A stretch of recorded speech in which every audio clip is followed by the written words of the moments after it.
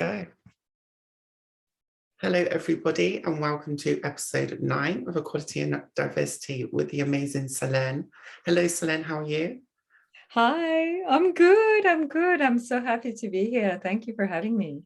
Thank you so much for coming. It's such a pleasure to have you on the show and to share your experiences as a woman in the creative industries, not just as a woman, but also having to overcome various different issues with mental health and how you've kind of progressed and navigated your way around the creative industries and the amazing things that you've done. You know, we just spoke about some of those things. So do you just want to tell the audience a little bit about who you are and what you do and where you're from? Yeah, happy to. So, my name is Solene. I'm originally from France. I was born in Paris, raised in the Normandy, in the countryside, small town. And from there, I had I had a couple of very big dreams. One was I wanted to travel the world. I wanted to explore and meet different people, find out about cultures and all of that. And then the other thing was I really wanted to be a presenter.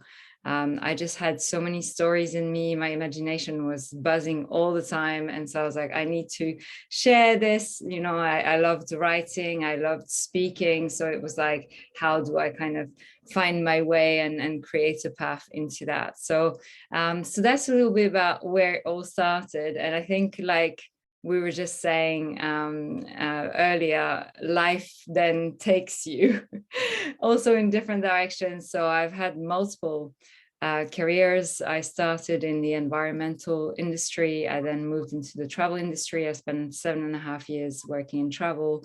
I've lived and worked across 6 different countries. I've traveled to like 54 now, and obviously still traveling more. I don't want to stop. So I've really enjoyed that. And at the same time, like there was a part of me that was like, what is the meaning in what I'm doing? Because I was following this like corporate journey and it just didn't feel right at all. And so now it's kind of all shifted, and now I'm working completely aligned with my values, my purpose. I work in diversity and inclusion for Innovate UK, the government agency for innovation. I support young people and disabled people to start their business and get funding and, you know, get knowledge and support. So I love that. And then outside of that, I've got my own business called Be Beyond Borders. I've published 4 books under topics of, you know, belonging, home, and inclusion, diversity in general.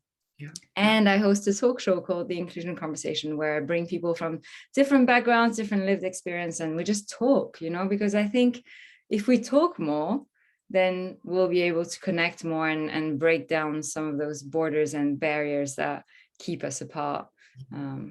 Totally. Yeah.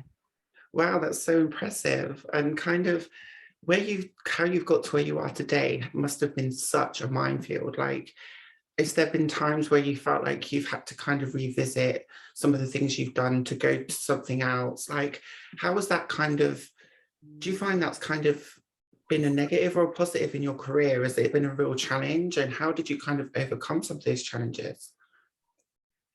Oh, definitely. I think life will do that to all of us, right? It will throw different challenges. So in terms of the career side of things, so I was working in the travel industry, I was working in China, and I had quite a big role there. You know, I was basically setting up the business for Thomas Cook. Like there was nothing. I was the first person there. Like we grew really fast from 4 to 100 people. And, you know, I was one of the associate directors. Like it was a lot of responsibility. I worked 80 hours a week easy, like every evening, every weekend, because I loved my job so much. But it means like my job became everything. And so then when I decided to just quit everything, because I wanted to be with my partner, he was in London, I was in Shanghai. I mean, this is like long distance for 2 years, you know, we're just like, this is too much.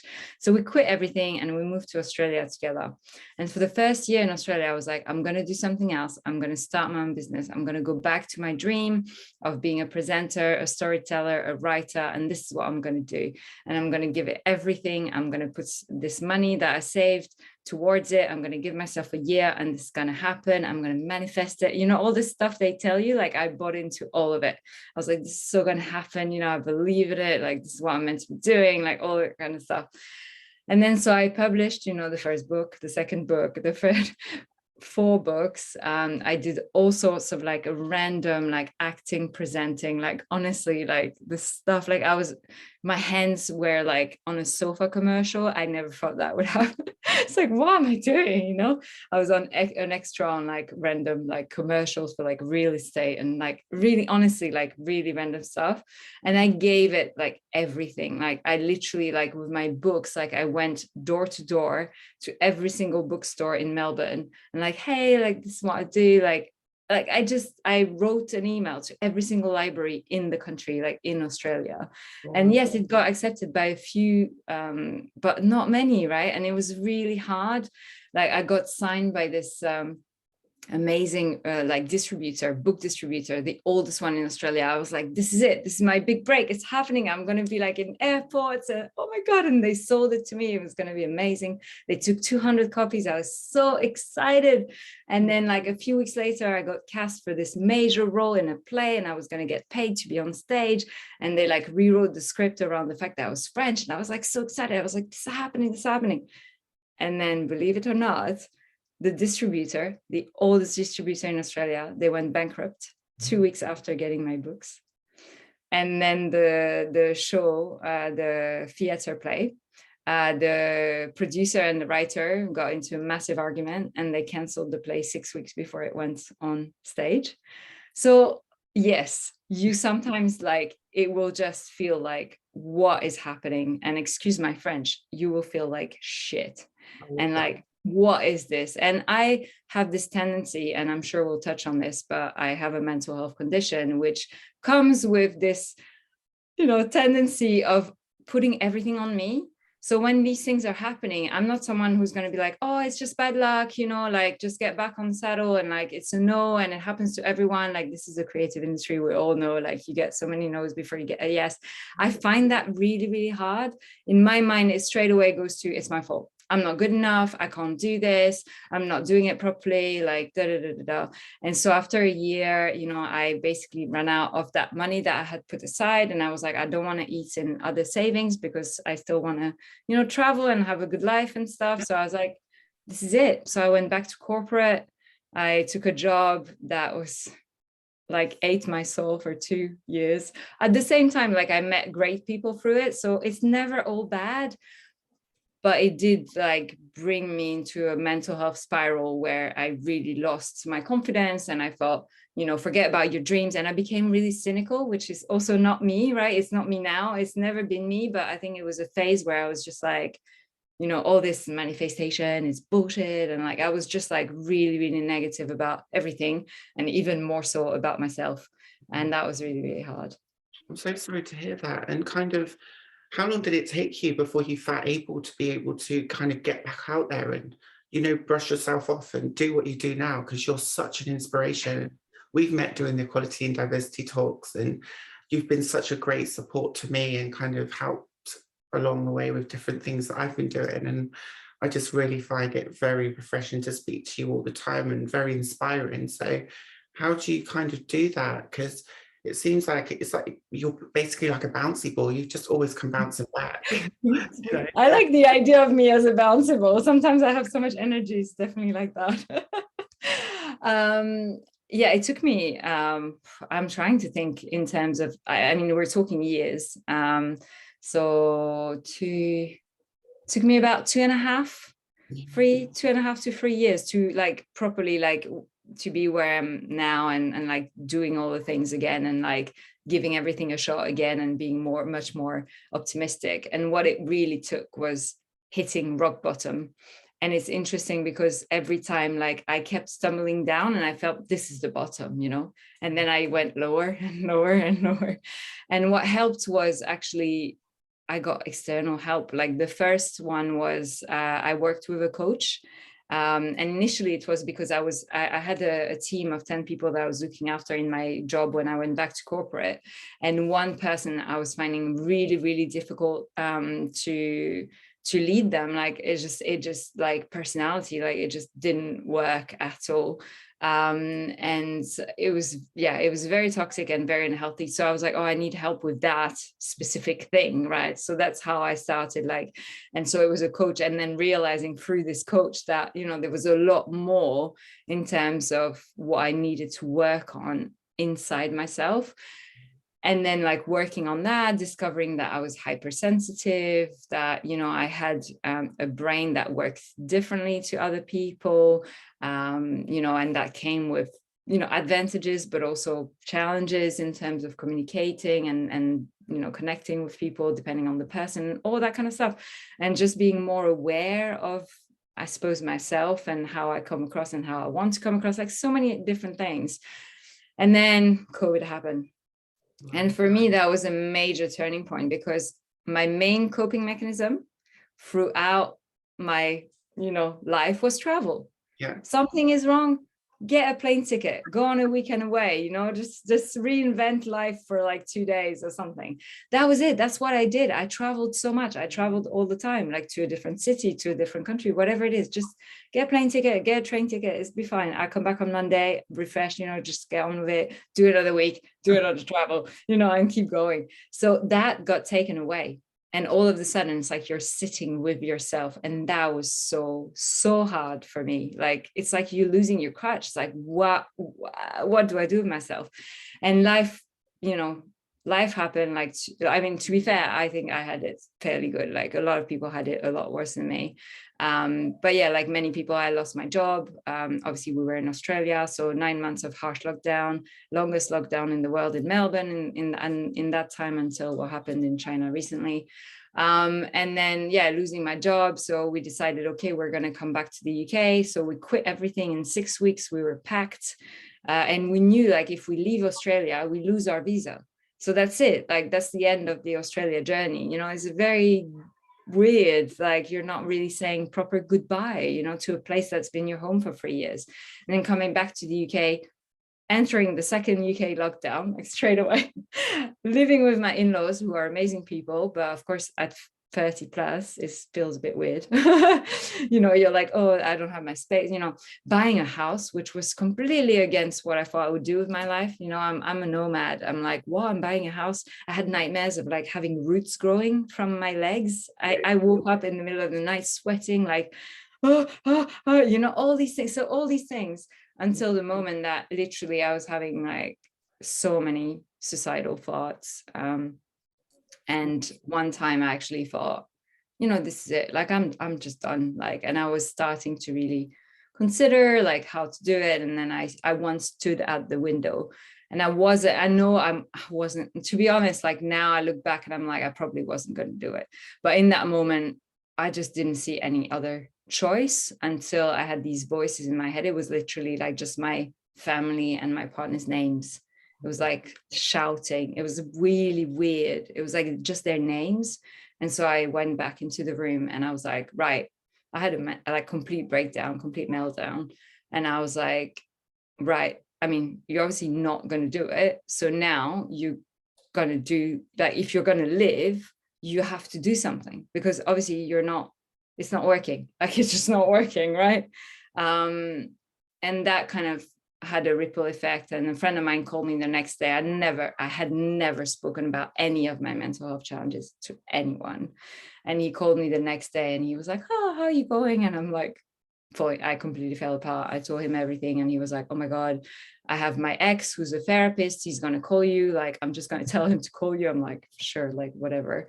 He called me and he said, look, I think we spoke for 1 hour, and he said, look, I can't diagnose you because I'm a therapist. I'm not a psychiatrist. And this is a very important nuance if anyone's watching and interested in this topic. But, you know, I think it's something more serious. And I think it's something you've carried for a long time. And that was such a relief. And then I went through the process of, you know, reaching out to a psychiatrist. And I went through a year of completely targeted therapy to the diagnosis that I got. And you know, at the beginning of therapy, and I'll end on this because I realize I'm talking for a long time.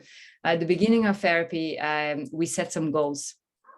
And my therapist like wrote them down and stuff. And we came to the end of therapy, and it was time 9 months later to review the goals. And I said to her, oh, I'm doing all these new presenting things, speaking things, writing things, like all the things that I love. I'm just worried when you're going to come to that goal, because then I feel like I've not achieved it yet. And she was like, wait. She read the goals. That was not one of the goals. I had not set that goal, but I thought I had, because through the therapy process, I came back to the essence of who I am and who I'm meant to be. And I didn't even realize that I had lost touch with that. And that's when I lost my joy. That's when I lost, and I think now I'm like, I actually don't have a choice. It's not anymore, oh, is this working? Is it going to work? Am I going to make it? No, it's not about that. I have to do this. This is who I am. This is what I'm meant to be doing in the world, whether it works or not. The important thing is that I'm doing it. And the most important thing, more than that, is that it's having a positive impact on other people, inspiring other people, helping the community in some way. And that's the most important. And so now this is a very different. So back to your question around pivoting, it's completely pivoted for me in terms of why and how I'm doing things. I'm not writing a book to be best-selling author. I'm not doing a talk show to be, whatever it is. If it happens, of course, I'm not going to sit here and pretend I don't care. Of course, it would be amazing. But if it doesn't, as long as it has a positive impact on people and on the community, I'm good with that. And as long as I enjoy it. Exactly. Do it. That I get away from you is definitely dedication, passion, and just a love for what you do. And I think you're such an inspirational woman, and obviously being a woman and having to deal with all these challenges in a world that's generally male dominated, for you must have also been another massive challenge, especially coming from another country to the UK and traveling to all these other countries.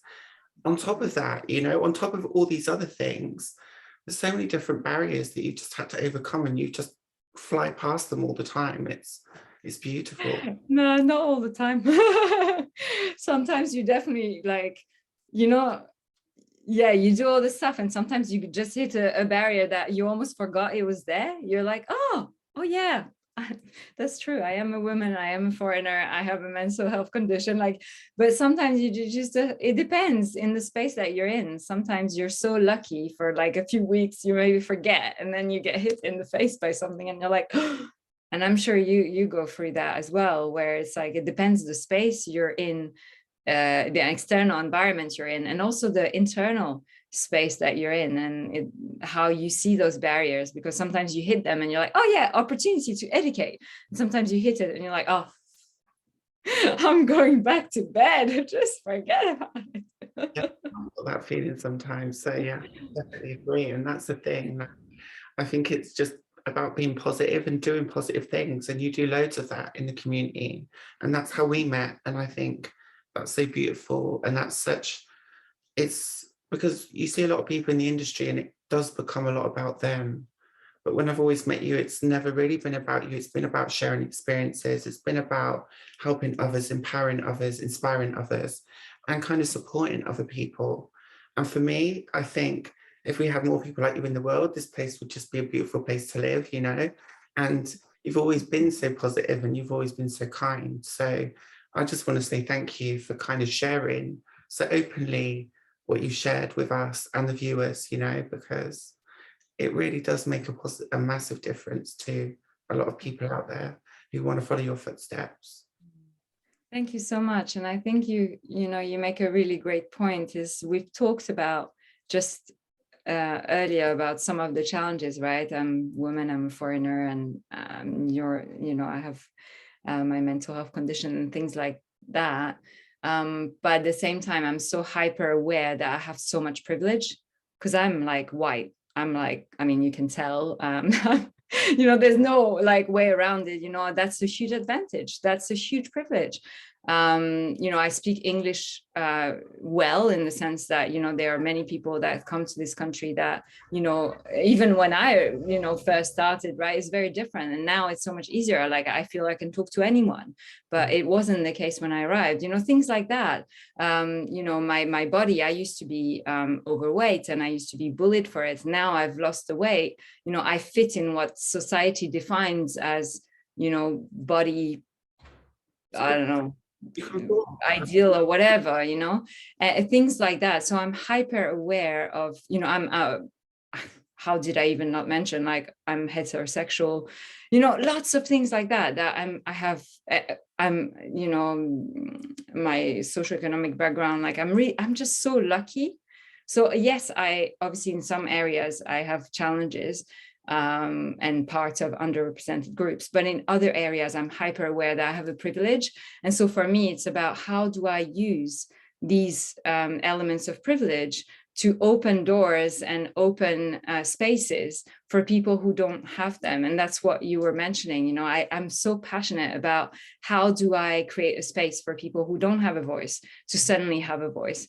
And that's what the inclusion conversation, that's exactly what it's about. You know, it is not about me, it's about me using the space, the audience that I can bring together, and just like allowing people that, you know, others would not necessarily hear from, to have a voice, have a space, share their story, connect, get opportunities. Because, you know, I believe that's the least I can do with all the luck that I've had and that I have, just by where I was born, and things that are completely outside of anyone's control and completely unfair, right? It is not an equitable world. And so I think if I can do my bit to make it more equitable, to level the playing field in some, even if it's small, some way, then that's what I want to do. It's amazing, absolutely amazing. And you also have your own YouTube channel, and people can also follow you on Eventbrite. Do you have any handles that people can follow you on if they want to follow you on social media or any other platforms? Yeah, absolutely. It's Be Beyond Borders. So be is BE, like the verb, Beyond Borders. That's on Instagram, on Facebook, and also the YouTube channel is also called Be Beyond Borders. And on Eventbrite is The Inclusion Conversation, is the name of the show. If you want to join, the next episode is actually Thursday next week. Oh my goodness. So next question. So what have you got coming up next? So what's coming up with you next, Solene? So yes, I'm continuing with episodes of the Inclusion Conversation. So we're going to have a conversation about home. Where is home? The path to belonging, next, on the 14th of July. And then I'm doing more and more of hosting events, facilitating workshops around diversity, inclusion, and mental health and well-being. So yesterday I hosted an amazing event, and very soon I have a workshop with This is Sisu. They're an amazing consultancy in diversity and inclusion. So I'm partnering with them and doing a whole bunch of events with them. So yeah, I don't know. Oh my God, I have something huge coming up. Do you know? I'm getting married in 4 weeks.